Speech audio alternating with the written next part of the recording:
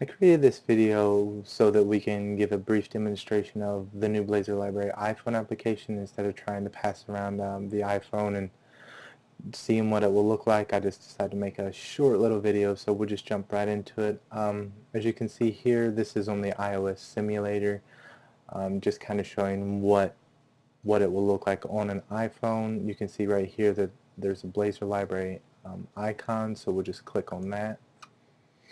And initially it'll come up with a splash screen or an introduction screen that says Blazor Library mobile application set against the backdrop of a picture of the library, and then once that loads for a couple seconds it will go to the actual home screen, which will be this page here. As you can see here, there's just some of the different categories that are listed here. Library hours, we have a catalog search, mobile resources, library directory, ask a librarian, and a more button.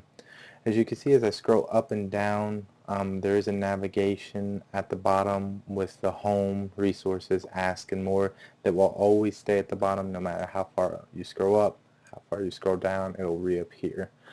So just some real quick things. Library hours, you can see that some of the transitions between those will be a little different. Some will flip, some will slide up.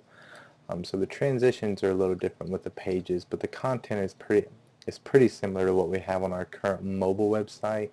But with these, I've organized them a little different, added a little bit more functionality to them. With the mobile resources page, we have a link to our mobile catalog, which users can search within the application instead of having to link out to an additional source. And here there's a link back to the mobile app home, or you can just use the back navigation button here. So we'll just click back here, it takes us back to the home screen. Library directory, pretty much the same thing, just a different layout than what we have on our mobile websites, just name and number. If a user clicks on the phone number, they'll actually initiate a phone call from there.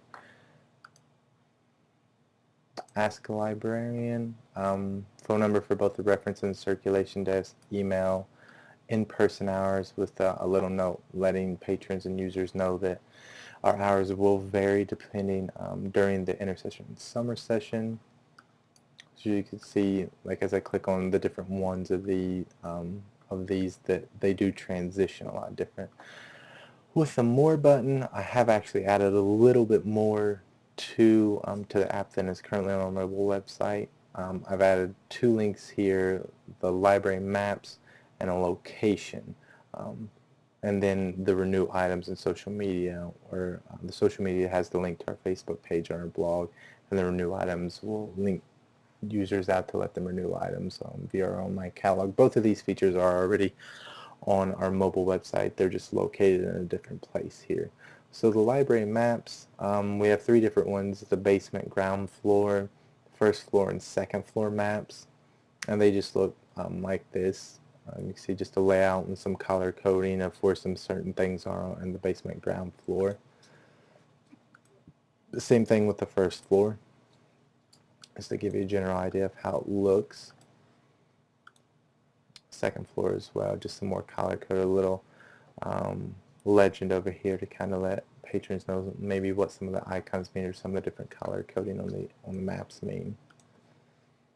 And then we'll actually use just hit the home button here. It takes us right back to the home. Resources page takes to the mobile resources. Ask takes you to the Ask a Librarian page, and the More button will take you to the More page.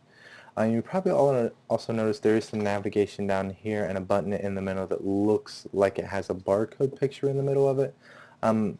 It does have a barcode picture in it, and what this is it's a, as you can see right here, it interprets QR codes and ISBN barcodes. So if a user clicks this click scan and they scan an ISBN barcode, that this application will check that ISBN against our library catalog to determine if we own that item or not, and they'll get a notification whether it's available or not. And it does interpret QR codes as well.